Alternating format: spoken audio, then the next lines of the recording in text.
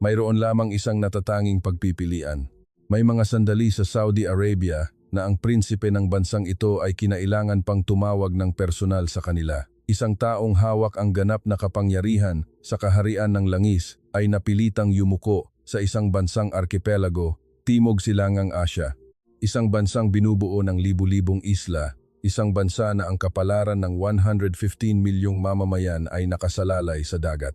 Isang bansa na nabigo ang mga Amerikano at ang mga Aleman ay napailing na lamang sa pagsuko, ngunit tahimik na nagpoprotekta sa kanilang posisyon bilang numero 1 sa mundo sa loob ng 10 magkakasunod na taon sa gitna ng malupit na disyerto. Isang bansa na may kakayahang mag-convert ng 6,000 tonelada ng tubig dagat tungo sa tubig na nagbibigay buhay araw-araw. Isang bansa na kahit bilyon-bilyon na ang namuhunan sa loob ng 5 taon ay tila hindi pa rin sapat at patuloy na nakakatanggap ng mga pakiusap na tulungan ninyo pa kami. Iyan ang Pilipinas. At ngayon, ikukwento ko sa inyo ang kwentong ito na yumanig sa mundo. Inaasahan kong ang kwentong ito ay lalaganap sa mas maraming tao kung mag-subscribe kayo sa channel, mag-like at mag-iwan ng komento na Pilipinas, laban, upang magbigay pugay. Iyan ay magiging isang napakalaking inspirasyon para sa amin. Ang pangalan ko ay Faisal Al-Arabi. Nagtrabaho ako ng 18 taon sa Saudi Water Authority, SWA, na madalas tawaging SWA. Ang posisyon ko ay Deputy Minister. Sa madaling salita, ang trabaho ko ay pamahalaan kung saan kukuha ng inuming tubig ang 35 milyong tao sa bansang ito araw-araw, sino ang gumagawa ng tubig na iyon at kailan ito maaaring maubos. Sa totoo lang, ito ang pinakanakakatakot na upuan sa mundo. Siguro walang hindi nakakaalam sa Saudi Arabia ang lupain ng langis, isang kahariang napakayaman na umaabot sa 15% ng kabuuang export ng krudo sa mundo.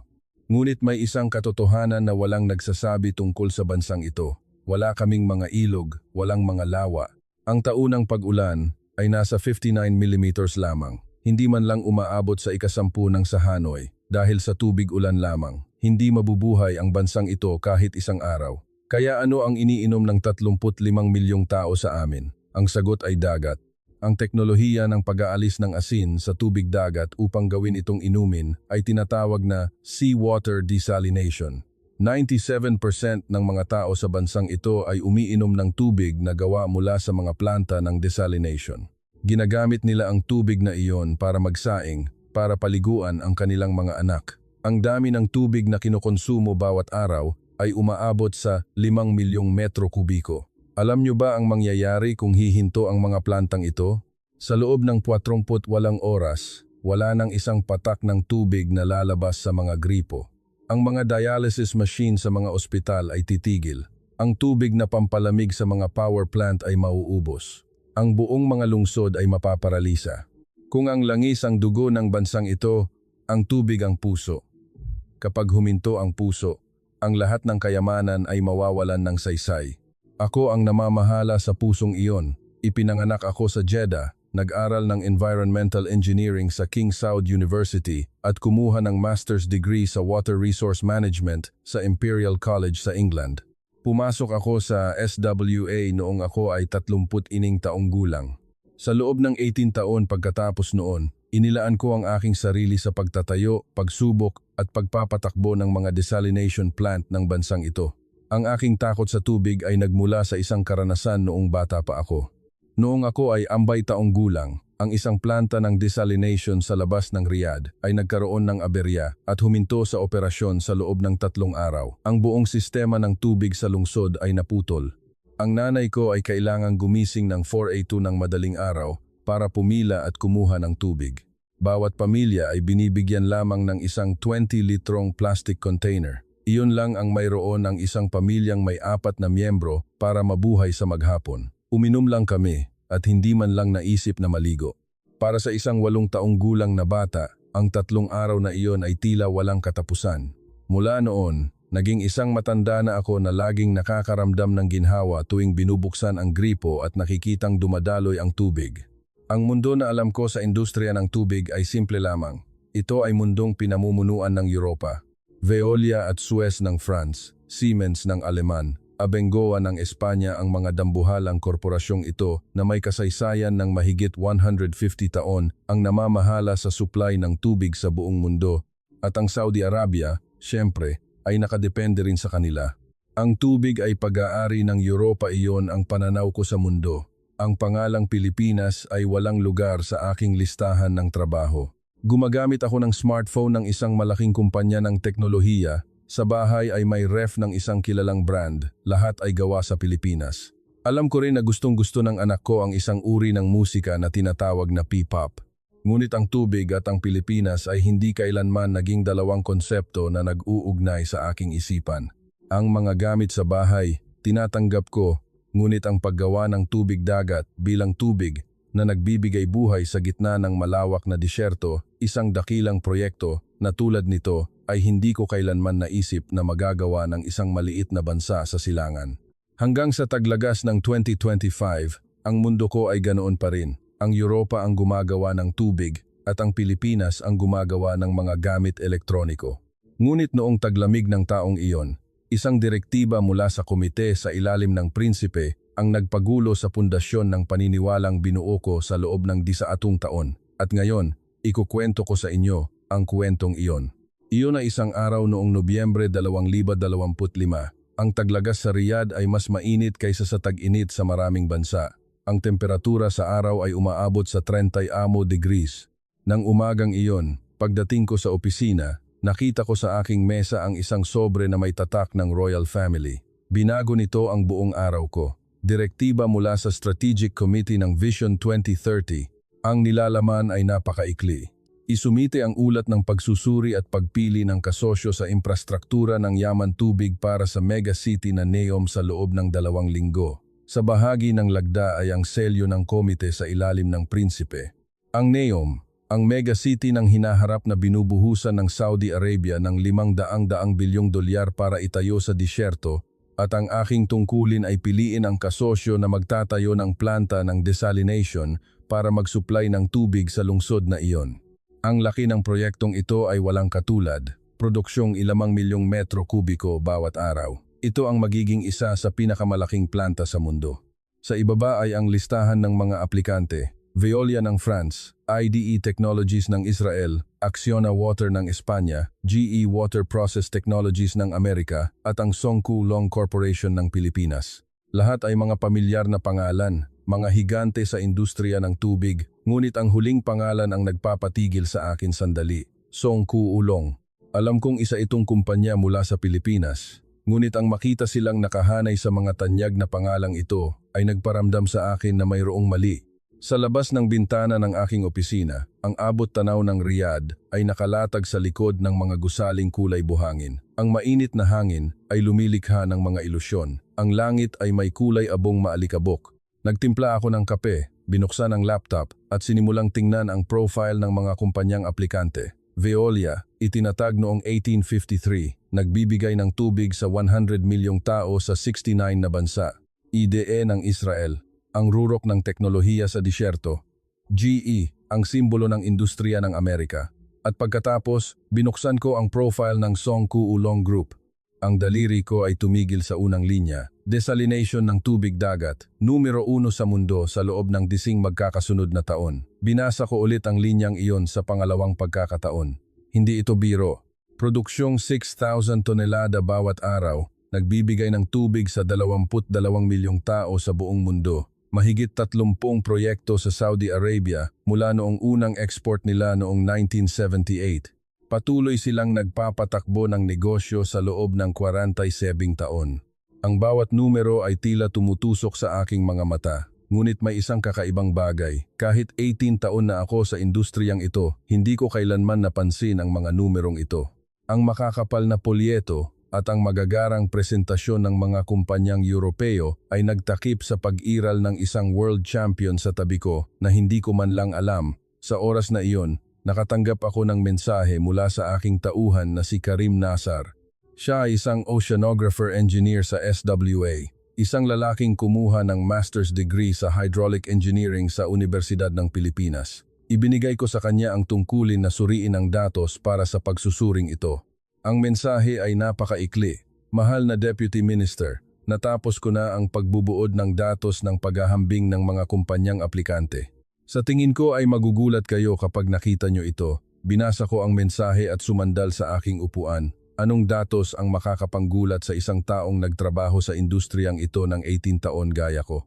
Hanggang sa sandaling iyon, naniniwala pa rin ako na ang konklusyon ng ulat na ito ay magtatapos sa pangalan ng isang kumpanyang Europeo.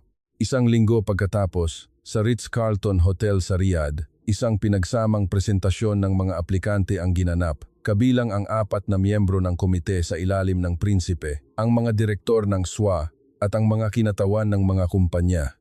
Ako ang responsable sa pangkalahatang pagsusuri habang si Karim ay nakaupo sa likuran ko, ang kamay ay nag-i-scroll sa tablet.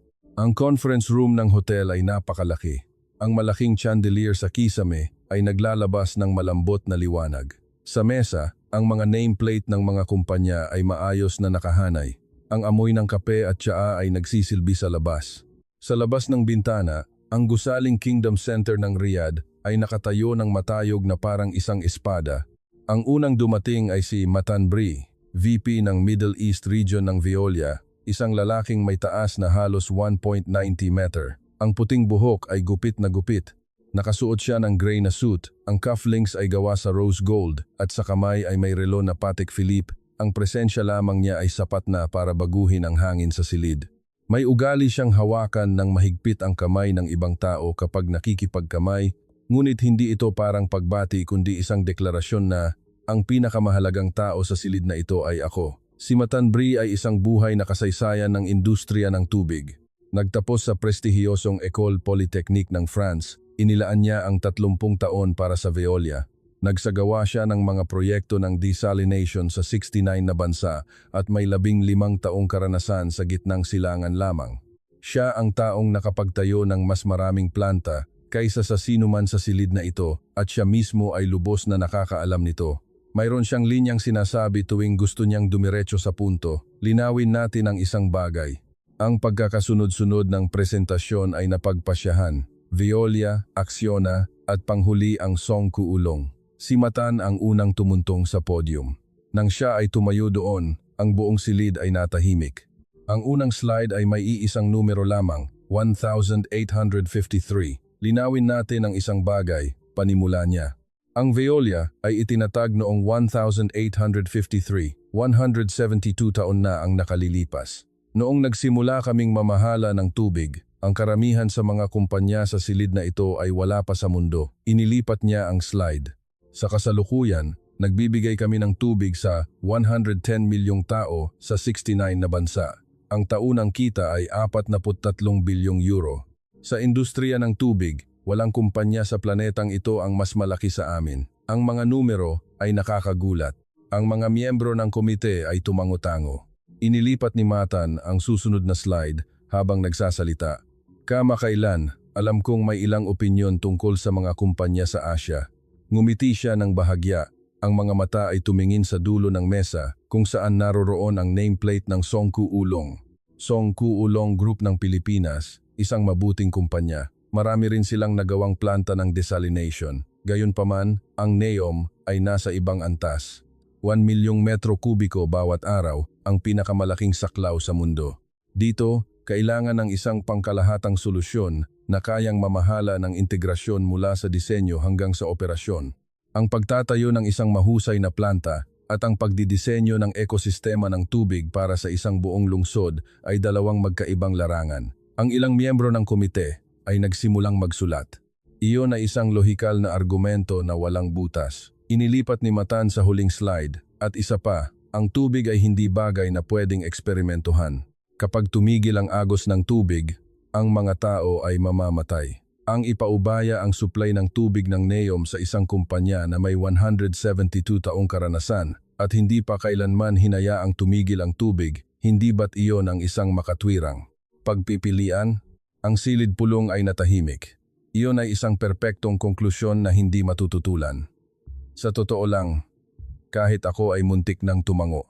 Sa sandaling iyon, si James Collins, na nakaupo sa gitna ng mesa, ay nagsalita. Kayo ay isang independent consultant na nagtrabaho para sa GE Water at teknikal na tagapayo para sa pagsusuring ito, isang Amerikano. Isang mahusay na presentasyon. VP Bri, tumango siya kay Matan. Ang inyong track record ay tunay na kahanga-hanga. Sa totoo lang, sa tingin ko ay hindi na natin kailangang talakayin pa. Si Matan ay nakatayo gaya ng inaasahan. Tumingin ako sa dulo ng mesa, sa likod ng nameplate ng Songku Ulong. Isang lalaki ang nakaupong tahimik sa gitna ng makakapal na polyeto ng Veolia at ang magagarang video ng IDE. Ang upuang iyon ay mukhang napakatahimik.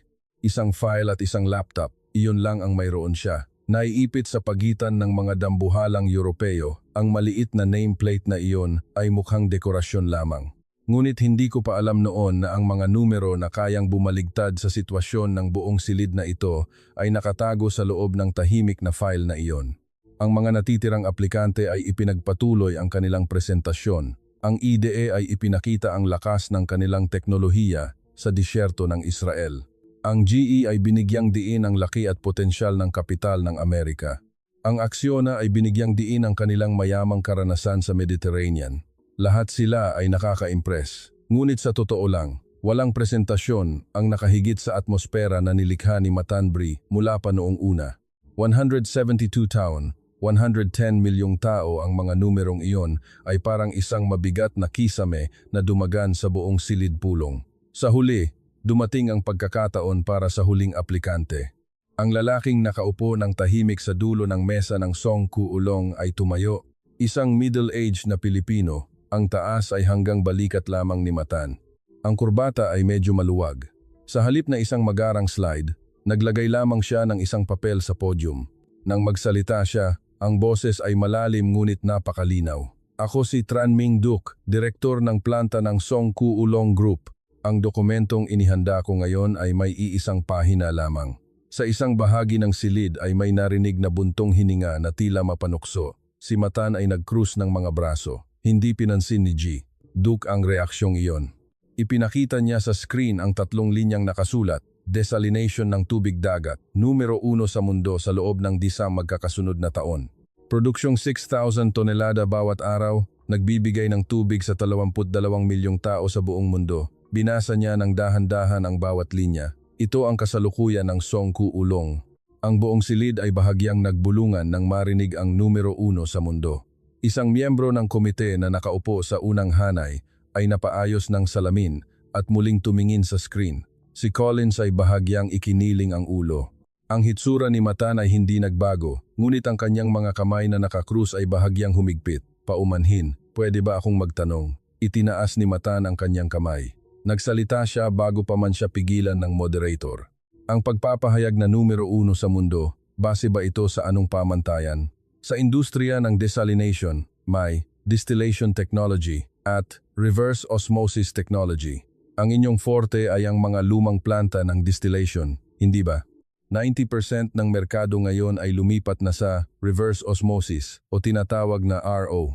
Ang paggamit ng nakaraang tagumpay para patunayan ang posisyon sa kasalukuyan ay medyo mapilit, hindi ba? Iyon ay isang makatwirang argumento. Ang distillation technology ay kumukonsumo ng maraming enerhiya at mataas ang gastos, kaya mabilis na lumilipat ang merkado sa RO. Ito ang alam ng lahat sa industriya. Ang tingin ng mga miyembro ng komite ay muling bumaling kay Matan. Tumango si Collins. Napakalohikal ng kanyang argumento. Tumango si G. Duc.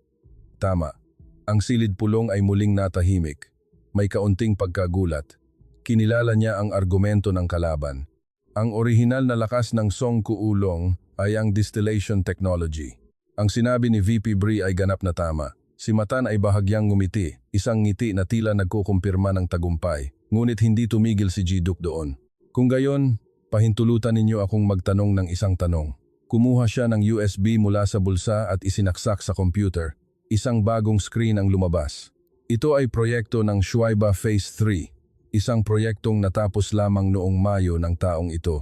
Ang gastos sa pagtatayo ay 840 bilyong yen, produksyong 600,000 tonelada bawat araw, sapat na tubig para sa halos 2 milyong tao. Tumingin siya ng diretsyo kay Matan. Alam ba ninyo kung anong teknolohiya ang ginagamit ng plantang ito? Ang ngiti sa labi ni Matan ay nawala. Reverse osmosis, RO. Higit pa rito, Ito ang kauna-unahang malakihang RO plant sa mundo na palakaibigan sa kapaligiran na pinagsama sa solar power plant na may kapasidad na 660 megawatts. Ang hangin sa silid ay nagbago. Naririnig ko ang tunog ng pag-type ni Karim sa tablet sa tabi ko. Ipinagpatuloy ni G. Duke, sinabi ninyo na kami ay magaling lang sa lumang teknolohiya ng distillation. Oo, dati iyon. Ngunit sa kasalukuyan, ang aming itinayo ay RO. Higit pa rito, ito ay isang new generation model na pinagsama sa solar energy. Inaasahan ko na tumingin kayo sa kasalukuyan, hindi sa nakaraan. Sinubukan ni Matan na magsalita, ngunit tumigil din. Hindi maaari, hindi niya alam ang mga parameter ng Schwaiba Phase 3, ngunit siguro ay hindi niya inaasahan na mapagtatanong ng direkta ng ganito rito. Bumalik si G. Duke sa kanyang upuan at sinabi ang huling pangungusap. Wala kaming 172 taong kasaysayan, ngunit sa loob ng 47 taon, hindi pa kami kailanman umalis sa bansang ito mula noong 1978 hanggang ngayon. Tumingin siya kay Matan. Ang kumpanya ni VP, kailan unang tumapak sa Saudi Arabia? Hindi sumagot si Matan, inabot lamang niya ang baso ng tubig. Pagkatapos ng break, nagsimula ang pribadong sesyon. Ipinahayag ng moderator na magkakaroon ng bahagi ng pag-uulat ng paghahambing ng track record ng mga kumpanyang aplikante sa Saudi Arabia. Ang bahaging ito ang ako mismo ang mamamahala dahil ako mismo ay nagulat nang makita ang datos ng paghahambing na ipinadala ni Karim. 19 taon sa industriya, bakit hindi ko kailanman sinuri ang mga numerong ito? Ihahambing natin ang track record sa Saudi Arabia. Tumayo ako sa harap ng podium at nagsalita. Ang screen ay nagpakita ng isang talahanayan na naglilista ng bilang ng mga proyekto, kabuuang halaga ng kontrata, at ang unang taon ng presensya sa Saudi Arabia ng bawat kumpanya. Una, ang panahon kung kailan nagsimulang mag-operate ang mga kumpanya sa Saudi Arabia. Itinuro ko ang talahanayan.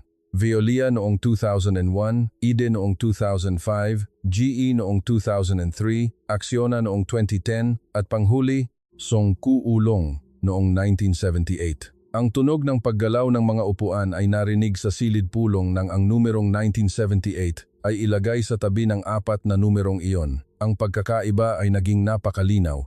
Binigyang diin ni Matan ang kanyang 172 taong kasaysayan. Ngunit ang kasaysayan sa Saudi Arabia ng Songku Ulong ay mas mahaba kaysa sa lahat ng mga aplikante nang hindi bababa sa 20 taon.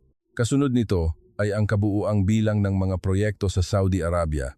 Ang susunod na slide, Songku Ulong, mahigit 30 proyekto, Veolia, 7 proyekto, IDE, 5 proyekto. Pagkabasa ko ng mga numero, muli kong naramdaman ang pagkakaiba, mahigit 4 na beses na mas malaki. Ang mukha ni Matan ay naging matigas. At ito ang kabuuang halaga ng kontrata sa Saudi Arabia sa loob ng 5 taong nakaraan. Ang ikatlong slide, Songku Ulong, humigit kumulang 7,000 bilyong yen. Tumigil ako sandali at tumingin sa paligid ng silid. 7,000 bilyong yen. Ang numerong ito ay kinabibilangan ng Desalination Plant 3, Phase 3, 840 bilyong yen, Yanbu Phase 4, 780 bilyong yen, Jafurah, 1,400 bilyong yen, Metallurgical Plant, 1,000 bilyong yen, at kamakailan lamang ay ang kontrata para sa Combined Cycle Power Plant Jafurah, 890 bilyong yen. Sa tuwing nagbabasa ako ng numero, nararamdaman ko na ang hangin sa silid ay lalong bumibigat. Ibinaba ni Collins ang panulat, tinitingnan ng mabuti ang screen. Hindi na iyon ang hitsura ng lalaking nagsabi na hindi na kailangang talakayin pa, kundi nagtaas ng kamay. Napakakahanga ng mga track record na ito, sabi niya. Ang kanyang boses ay kalmado pa rin, ngunit malinaw na iba na sa tiwala ng umaga. Gayunpaman, ang aking pagdududa ay hindi nagbago. Ang pagtatayo ng maraming planta ng desalination at ang kakayahang mag-operate ng isang integrated water system na tulad ng NEOM ay dalawang magkaibang issue. Ang track record ng Songku Ulong ay pangunahing EPC, Engineering, Procurement and Construction, samantalang ang ME, Operation and Maintenance, nang tuloy-tuloy sa loob ng 25-30 taon pagkatapos ay ang aming larangan. Veolia ay nagtatayo at nag-operate.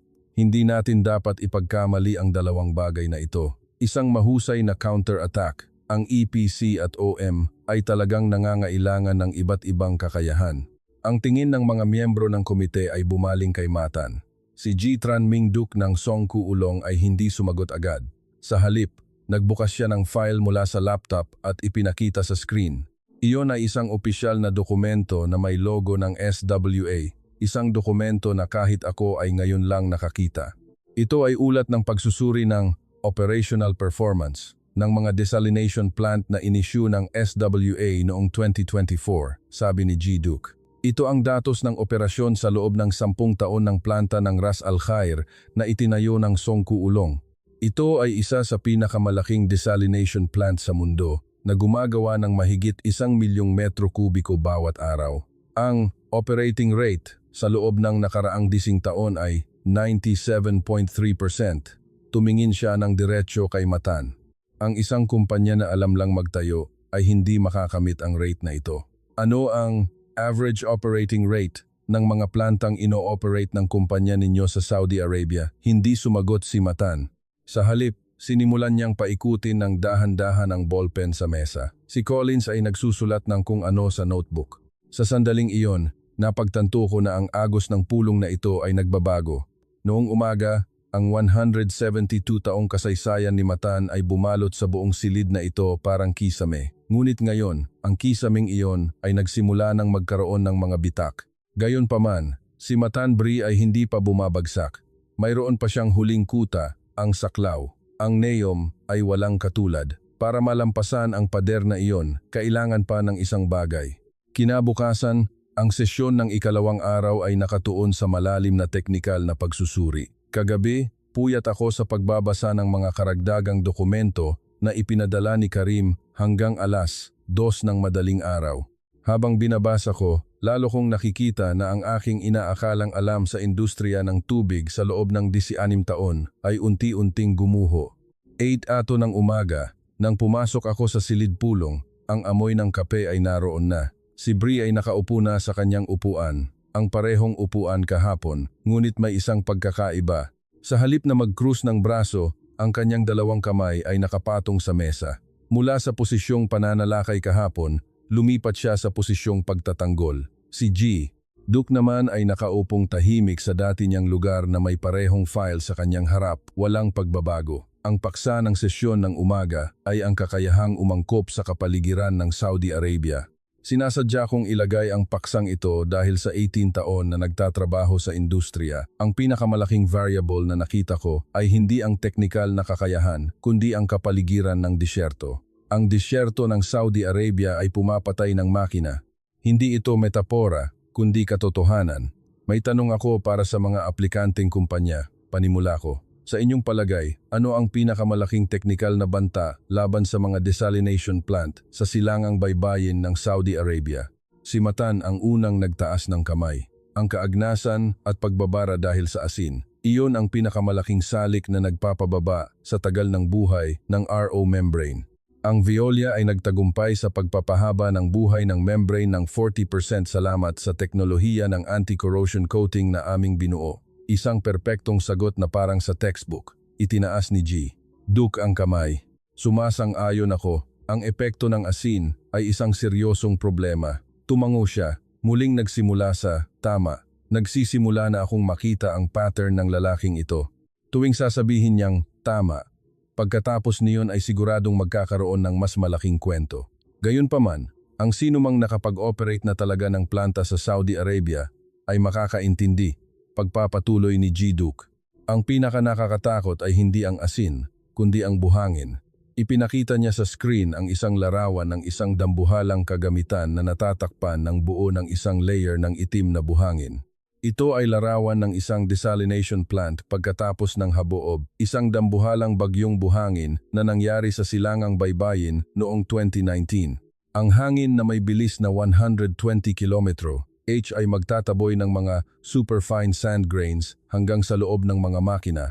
Kahit gaano kahigpit ang pagkakakabit, ang mga buhangin na may ganitong laki ay makakahanap ng siwang para makapasok. Sila ang sumusunog sa mga electronic circuits, sumisira sa mga sensor at nagpapabara sa mga balbula. Ang buong silid ay natahimik. Ang hitsura ni Matan ay bahagyang kumunot. Ipinakita ni G. Duk ang susunod na larawan at ito ang init ng tag-init. Ang temperatura na 52 degrees. Sa temperaturang ito, mahigit kalahati ng mga precision electronic devices na gawa sa Europa ang magkakaroon ng aberya. Ang sistema ay magkakaroon ng overload. Ang mga control board ay automatikong mamamatay dahil sa init. Tumingin siya sa paligid ng silid.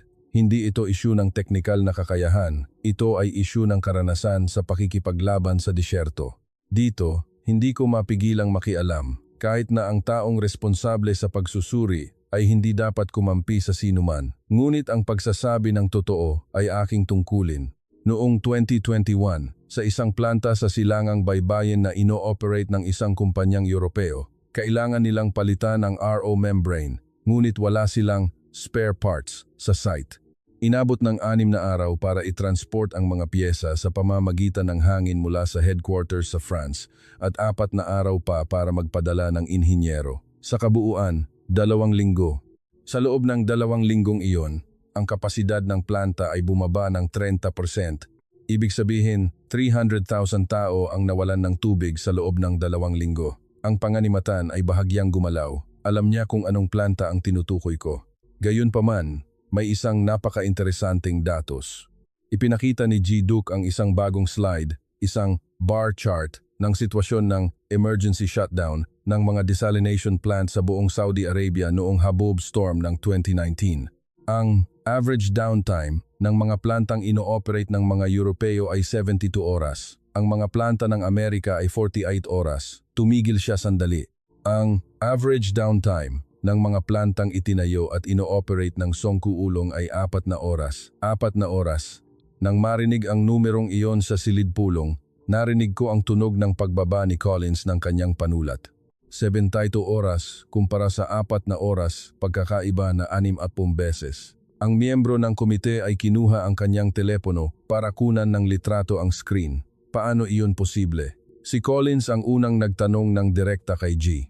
Duke, ang lalaking kahapon, ay nakatayo sa panig ni Matan at nagsabing hindi na kailangang talakayin pa. Ngayon ay nagtanong sa isang kumpanyang Pilipino. Sumagot si G. Duke, may 2 dahilan. Una, ang datos ng kapaligiran na naipon namin sa loob ng 46 taon sa disyertong ito. Ang batas ng bagyong buhangin, ang laki ng buhangin, ang dalas ayon sa panahon walang kumpanya ang may mas maraming datos nito kaysa sa amin. Pangalawa, tumigil siya sandali. Ang aming mga inhinyero ay hindi nakaupo sa mga opisina na may aircon, nakatingin sa screen at nagbibigay ng instruksyon. Sila mismo ang humahawak ng welding machine sa init na 52 degrees. Kapag ang kagamitan ay baon sa buhangin, sila mismo ang naghuhukay nito. Iyan ang pagkakaiba ng 4 na oras at 72 oras. Sa sandaling iyon, si Karim na nakaupo sa tabi ko ay yumuko at bumulong. Mahal na Deputy Minister, ang sinasabi niya ay hindi pagyayabang. Noong nag-aaral pa ako sa UP, kinuwento ng aking propesor na ang pinagmulan ng mga inhinyero ng mga plantang Pilipino ay nagmula sa alon ng pagtatayo sa gitnang silangan noong dekada 90. Ang henerasyon nila ang pumunta sa disyertong ito gamit ang kanilang mga kamay para gumawa ng mga highway, magtayo ng mga daungan. Ang mga survival skills sa disyerto na natutunan nila sa pamamagitan ng sarili nilang katawan noon ay inilalapat ngayon ng buo sa pag-operate ng planta. Tumango ako nang marinig ang sinabi ni Karim.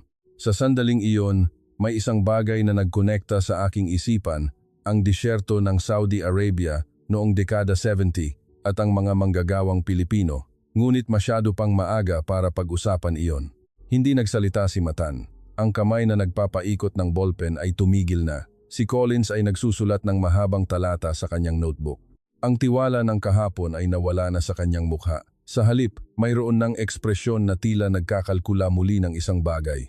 Pinagmamasdan ang sandaling iyon, naisip ko na ang nangyayari sa silid pulong na ito ay hindi lamang isang kompetisyon sa pagitan ng mga kumpanya.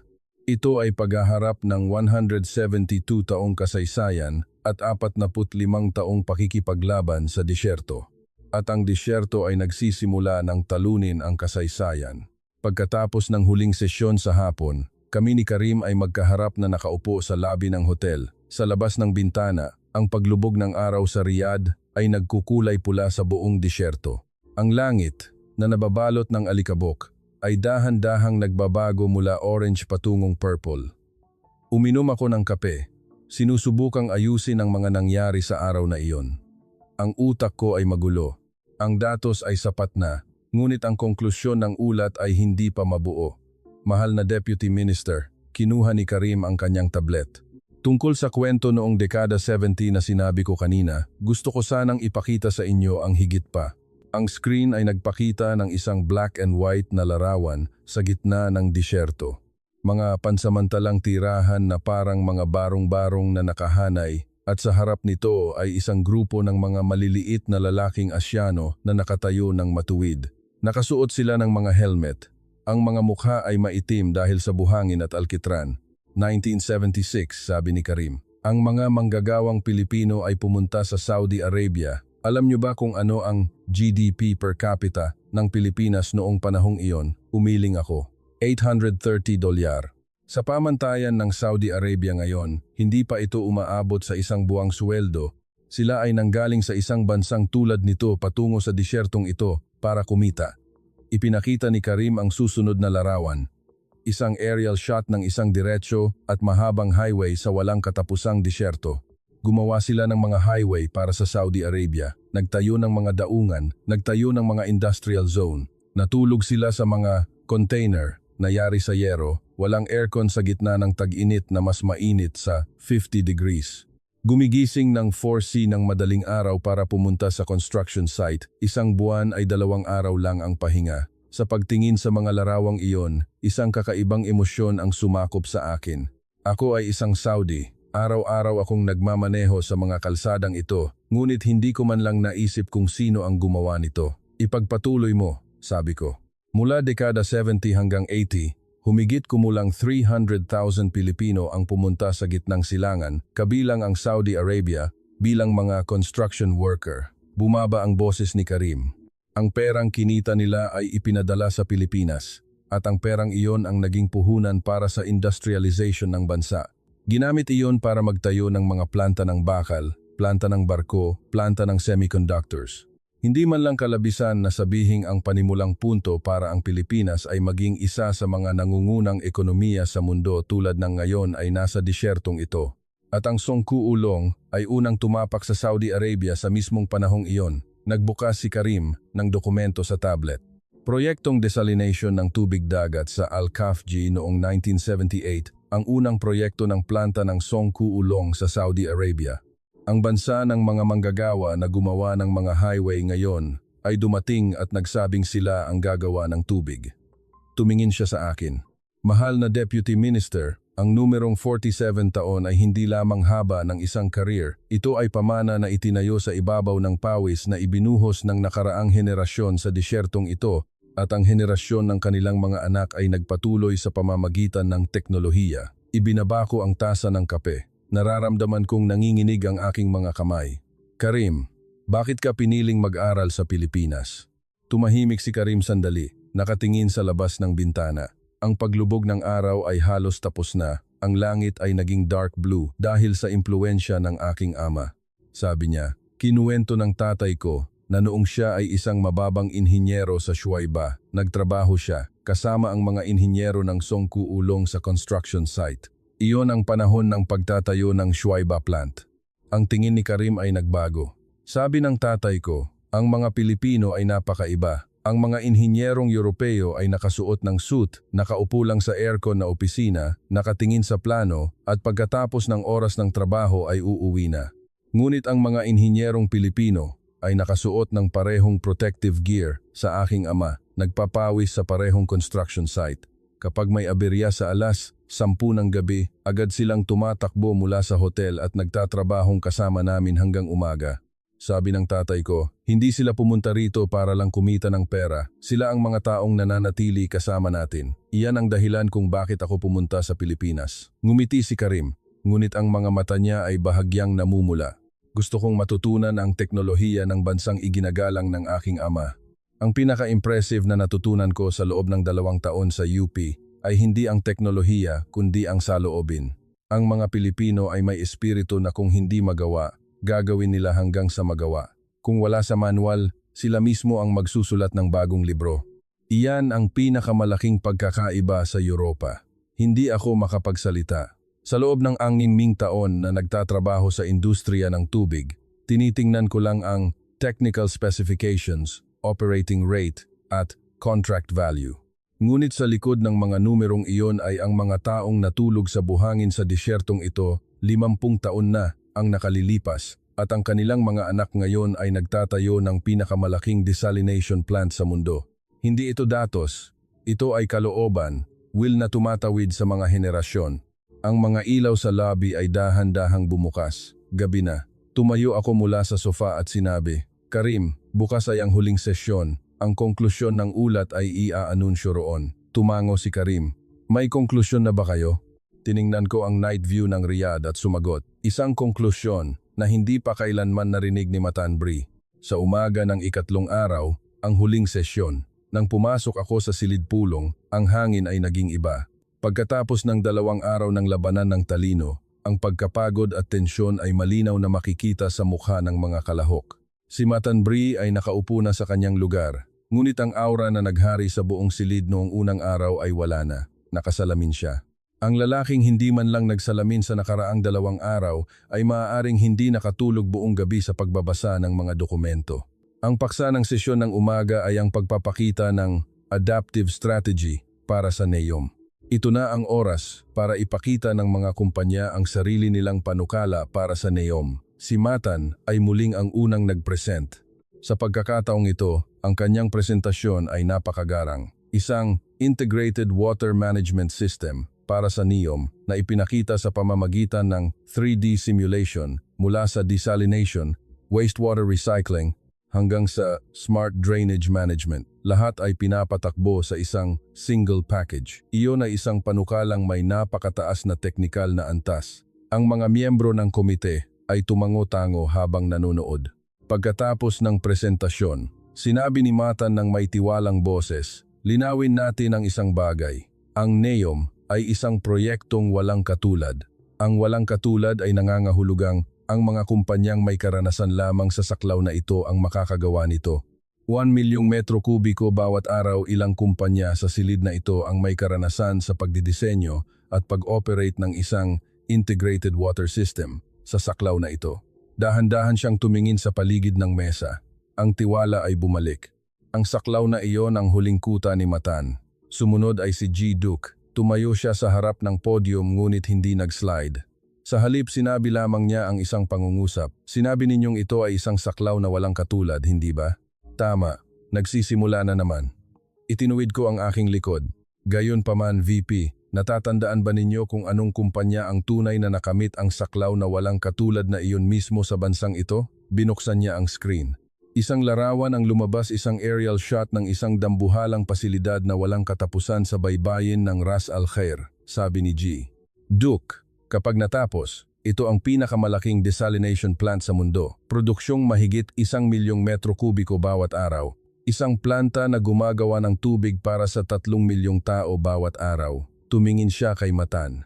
Ang kumpanyang nagtayo ng pasilidad na ito ay ang Songku Ulong. Ang target na kapasidad ng NEOM na sinabi ng VP 1 milyong metro kubiko bawat araw ay may karanasan na kami sa saklaw na iyon.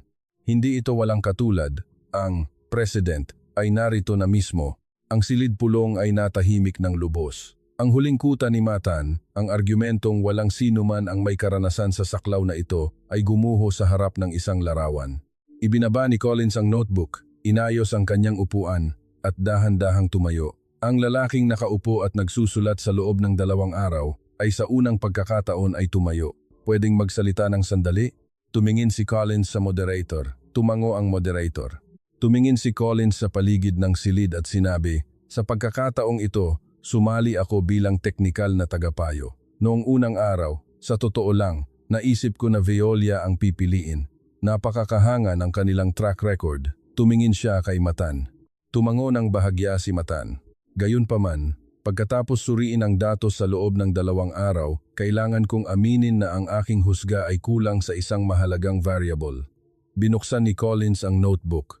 Una, continuous operation time times sa Saudi Arabia, Songku Ulong, 47 taon kumpara sa Veolia, 24 na taon. Pangalawa, track record. Sa pagharap sa bagyong buhangin, Kulong na aayos sa loob ng 4 na oras habang ang average ng mga kumpanyang Europeo ay 72 oras. Pangatlo, Ras Al Khair. Sila ang kaisa-isang kumpanya na nakapagtayo at nakapag-operate ng proyektong may eksaktong saklaw na hinihiling ng NEOM mismo sa bansang ito. Isinara niya ang notebook. Ang track record ay talaan ng nakaraan. Ngunit ang kailangan nating suriin ngayon ay ang hinaharap. At ang hinaharap, siguradong ang kumpanyang pinakamatagal na nabuhay sa disyertong ito ang pinaka-nakakaunawa nito. Ang ekspresyon sa mukha ni Matan ay nawala. Wala nang kontra, wala nang ngiti, wala nang linyang linawin natin ang isang bagay. Ang tiwala nang pumasok siya sa silid na ito noong unang araw ay ganap na nawala. Tinanggal niya ang salamin at inilagay sa mesa, pagkatapos ay sumandal siya sa upuan. Ang lalaking hindi kailanman sumandal sa likod ng upuan sa loob ng 2 araw ay ginawa iyon. Hindi iyon pagsuko, iyon ay sandali na ang isang higante ng industriya na may 30 taong karanasan ay sa unang pagkakataon ay umamin na sa disyertong ito, ang 172 taong kasaysayan niya ay wala ng bisa. Pagkatapos matapos ni Collins ang kanyang pahayag, inanunsyo ng moderator ang 30 minutong break. Tumayo ang lahat at lumabas sa pasilyo. Si Matan Bree ay hindi umalis sa kanyang upuan. Pinaglalaruan ang salamin sa mesa, ang mga mata ay nakatingin pa rin sa screen kung saan naroroon pa rin ang aerial photo ng Ras Al Khair, ang saklaw ng pasilidad na iyon, ang larawan na nagpatahimik sa 172 taong kasaysayan niya. Sa labas ng pasilyo, lumapit si Karim sa akin. Mahal na Deputy Minister, may konklusyon na ba kayo para sa ulat? Tumango ako. Pagkatapos ng pag-uusap namin ni Karim sa lobby kagabi, ang konklusyon ay naitakda na. Iniisip ko na lang kung anong mga salita ang gagamitin para ipahayag ito sa harap ni Matan Bree at ng mga miyembro ng komite. Tapos na ang break, nagsimula ang huling sesyon. Bilang taong responsable sa pangkalahatan, ito na ang oras para ipakita ang aking pinagsamang opinyon. Paghakbang patungo sa podium, naramdaman kong mabilis ang tibok ng puso ko. Sa totoo lang, natatakot ako. Sa loob ng 60 taon, naniwala ako sa teknolohiya ng tubig ng Europa. Ang mga ulat ng SWA ay laging may pangalan ng Veolia, Suez, Siemens. Iyon ang ligtas na pagpipilian, iyon ang practice, iyon ang pagpipiliang walang sinuman ang nangahas na magtanong. Ngunit ngayon, babaluktutin ko ang practice na iyon. Sasabihin ko sa komite sa ilalim ng prinsipe na piliin ang Pilipinas, hindi ang Europa. Kung mali ako, tapos na ang karir ko. Sa nakaraang 2 araw, sinuri namin ang buong presentasyon ng mga aplikanteng kumpanya, panimula ko. Teknikal na kakayahan, track record, financial stability, karanasan sa Saudi Arabia, nakumpirma namin ang mga makabuluhang datos sa lahat ng kategorya. Nagsimula ako sa isang patas na obserbasyon, ngunit lahat ng tao sa silid na ito ay naramdaman kung saan patungo ang susunod na mga salita. Bago ibigay ang konklusyon, pahintulutan ninyo akong kumpirmahin muli ang premise. Pinatay ko ang screen at tumingin sa paligid ng silid. Ang bansang ito ay walang ilog, walang lawa. Ang taunang pag-ulan ay 59 mm lamang. 35 milyong tao ang nabubuhay ng lubos dahil sa pinagkukunan ng tubig na nililikha ng mga planta ng desalination. Kung hihinto ang mga planta sa loob ng 48 oras, mapaparalisa ang bansang ito. Tumigil ako sandali, huminga ng malalim, at nagpatuloy. Ang tubig ay mas mahalaga kaysa sa langis para sa bansang ito. Ang langis kapag huminto, mawawalan tayo ng pera. Ang tubig kapag huminto, mawawalan tayo ng buhay. Ang hangin sa silid ay naging mabigat. Ang mukha ng mga miyembro ng komite ay nagbago. Napagtanto nila na ito ay hindi pagsusuri ng negosyo, kundi isang lugar na nagpapasya ng kaligtasan ng nasyon. Ano ang pamantayan para pumili ng kasosyo sa supply ng tubig para sa NEOM? Tanong ko. Teknikal na kakayahan? Lahat ng kumpanya ay nasa world-class level. Saklaw, may isang kumpanya sa silid na ito na may tunay na karanasan sa pagtatayo ng 1 milyong metro kubiko bawat araw. Presyo? Ang pagtawad sa presyo ng tubig para sa NEOM ay parang pagtawad sa presyo ng buhay ng mga tao. Tiningnan ko si Matan at tiningnan ko si G. Duke. Ang konklusyon na nahanap ko sa nakaraang 2 araw ay hindi teknolohiya, saklaw o presyo. Iyan ay perseverance, pagtitiyaga. May isang kumpanya na pumunta sa disyertong ito mula noong 1978 at sa loob ng 49 taon, walang taon na hindi sila gumawa ng tubig. Sinabi ko ng malinaw ang bawat salita. Mula Al-Khafji, Shuaiba, Ras Al-Khair, Yanbu, hanggang sa Shuaiba Phase 3 na natapos ngayong taon, nagsagawa sila ng mahigit 30 proyekto sa bansang ito. Nang dumating ang bagyong buhangin, naayos nila ito sa loob ng 4 oras. Hindi sila tumawag sa headquarters para maghintay ng pyesa. Sila mismo ang humawak ng welding machine sa init na 52 degrees. Ang boses ko ay nagsimulang manginig. 37 taon na ang nakalilipas. Ang bansa ng mga batang lalaki ay gumawa ng highway sa disyertong ito. Ngayon ay dinadala nila ang tubig na nagbibigay buhay sa disyertong ito. Iyan ang sagot na nahanap ko. Ang isang miyembro ng komite ay ibinaba ang panulat. Ang isa pa ay tinanggal ang salamin at ipinikit ang mga mata. Sinabi ko ang huling mga salita. Ang Pilipinas ay hindi isang bansa na nagbebenta ng tubig sa atin. Sila ang bansang nagpoprotekta sa ating bloodline sa loob ng 47 taon. Ang konklusyon sa aking ulat ay ang Songku Ulong Corporation. Ang silid pulong ay walang palakpakan, walang hiyawan. Mayroon lamang isang mahabang katahimikan. Sa katahimikang iyon, narinig ko lang ang tunog ng pagliligpit ng dokumento, ang tunog ng isang taong umiinom ng tubig, at ang ugong ng aircon. Si Matan Bri ay dahan-dahang isinara ang file, ipinatong ang 2 kamay sa mesa, at bahagyang yumuko. 5 segundo, 10 segundo, inangat niya ang kanyang mukha at tumingin sa akin. Ang tingin na iyon ay hindi galit o pakiramdam ng kabiguan, kundi isang tingin ng pag-amin. Pagkatapos, tumango siya ng bahagya, halos hindi marinig. Ang dambuhala na nakatayo sa tuktok ng industriya ng tubig sa loob ng 30 taon ay tumango. Ang sandali kung saan ang 172 taong kasaysayan ay yumuko sa harap ng 47 taon sa disyerto. Sa sandaling iyon, sa dulo ng mesa ay may paggalaw. Tumayo si G. Duke, ngunit hindi niya idineklara ang tagumpay. Hindi niya idinikit ang kanyang dibdib. Hindi rin siya ngumiti. Sa halip lumakad siya patungo kay Matan Bri, yumuko at bumati. Mahal na VP Bri, sa nakaraang 2 araw, marami akong natutunan. Ang 172 taon ng Veolia ay isa ring landas na dapat nating pagsikapan sa hinaharap. Tiningnan ni Matan si G. Duke sandali, pagkatapos ay tumayo rin at nakipagkamay. Hindi siya nagsalita. Ang kamay na dating humahawak ng mahigpit sa kamay ng iba parang isang deklarasyon noong unang araw, ngayon ay hinawakan ng tahimik. Nakatayo ako sa podium, nararamdaman na may isang bagay na napagpasyahan sa silid na ito. Ang kasosyo na magsusuplay ng tubig para sa NEOM ay may dalang pangalan ng isang bansa na 50 taon na ang nakalilipas. Ang mga mamamayan nito ay kailangang kumain ng buhangin at matulog sa buto para gumawa ng highway sa mismong disyertong ito. Pagkatapos ng pulong, hindi ako agad bumalik sa hotel. Pag-alis sa Ritz-Carlton, ang hangin sa gabi ng Riyadh ay dumampi sa aking mukha. Ang init ng araw ay nawala na parang hindi kailanman nag-exist. Sa halip, isang tuyo at malamig na simoy ng disyerto ang dumating. Ang langit na puno ng bituin ay tila babagsak na. Kung titingin sa direksyon na hindi natatakpan ng liwanag ng lungsod, marahil ay makikita ko ang Milky Way. Dahan-dahan akong naglakad sa kalsada sa harap ng hotel. Ang tunog ng aking sapatos na balat ay tumutunog sa gitna ng tahimik na gabi. Bigla akong tumingin sa kalsada sa ilalim ng aking mga paa. Isang kalsadang may 8 lane na pantay na pantay. Araw-araw, may 10,000 sasakyan ang dumadaan. Sa loob ng 7 taon, pumapasok ako sa trabaho sa kalsadang ito araw-araw, ngunit hindi ko man lang naisip kung sino ang naglatag ng alkitran na ito. 50 taon na ang nakalilipas bago ang kalsadang ito. Ang lugar na ito ay isang dagat ng buhangin. Sa dagat ng buhangin na iyon, ang mga kabataang lalaki mula sa isang bansa na may GDP per capita na $830 ay tumayo roon sa ilalim ng init na 50 degrees. Naglatag sila ng alkitran, nagtali ng bakal para sa daungan, nagtayo ng pundasyon para sa power plant.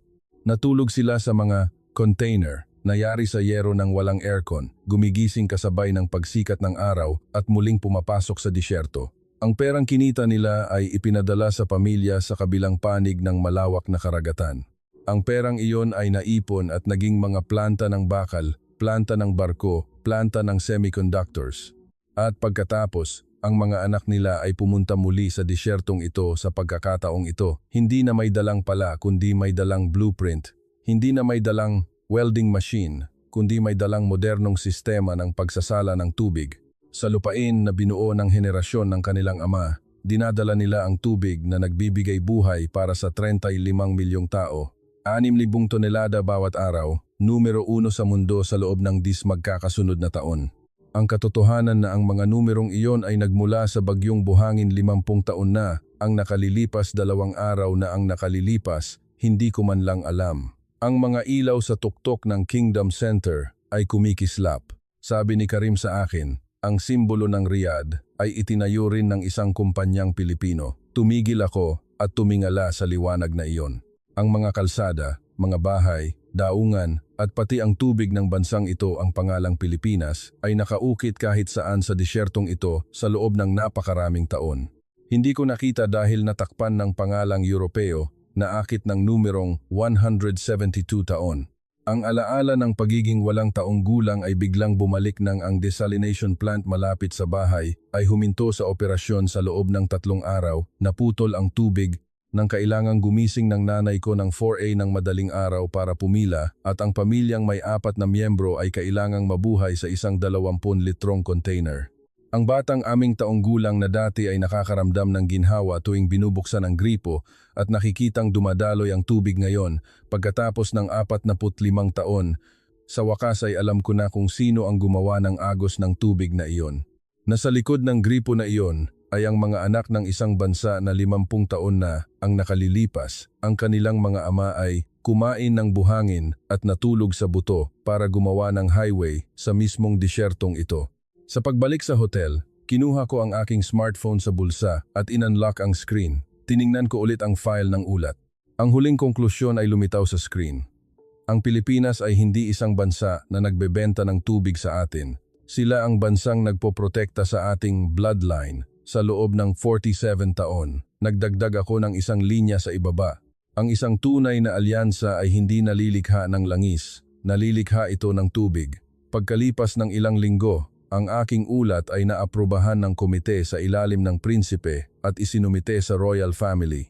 Kung ano ang huling desisyon, hindi ko pa maaaring ibunyag, ngunit may isang bagay na tiyak. Ang konklusyon ng ulat na iyon ay kinilala ng lahat ng tao sa silid pulong ng araw na iyon, kahit ng Veolia na may pagmamalaki sa kanilang 172 taong kasaysayan. Mga kaibigan, kahit sa mga sandaling ito sa baybayin ng Saudi Arabia, ang tubig dagat ay sinisipsip pa rin patungo sa mga desalination plant. Ang maalat na tubig ay dumadaloy sa mga tubo, tumatawid sa mga filtration membrane, nagiging tubig na nagbibigay buhay at dinadala sa gripo ng 35 milyong tao. Ang bansang nagpoprotekta sa pusong iyon sa loob ng 10 taon ay hindi ang Amerika, hindi ang Pransya at hindi rin ang Aleman. Iyan ay ang Pilipinas, ang bansa ng mga ama na kumain ng buhangin at natulog sa buto para gumawa ng highway sa disyerto 50 taon na ang nakalilipas at ngayon, ang kanilang mga anak ay nagdadala ng buhay na dumadaloy sa disyerto. Inaasahan kong ang kwentong ito ay lalaganap sa mas maraming tao. Magiging napakaganda kung ibabahagi nyo ito. Mag-subscribe sa channel, i-like at mag-iwan ng komento. Pilipinas, laban. Iyan ay magiging isang napakalaking lakas para sa amin. Salamat sa inyong pakikinig.